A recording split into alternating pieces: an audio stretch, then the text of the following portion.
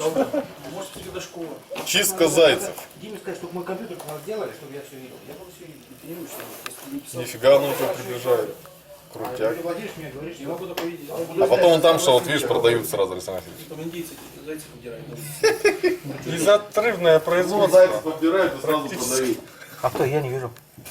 Да вон там на кустах. Вон, есть видите, бабушка мужик собирает. красной куртки одет, там Зато свежак. Ну нормально, а что?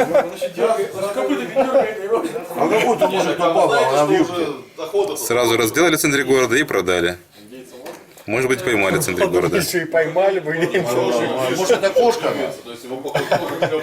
Обычно бывает кошка. Тоже. Это было Так они, видишь, обдирают специально, чтобы была показать, белая- что это не кошка, а заяц. написать, что белая ангора.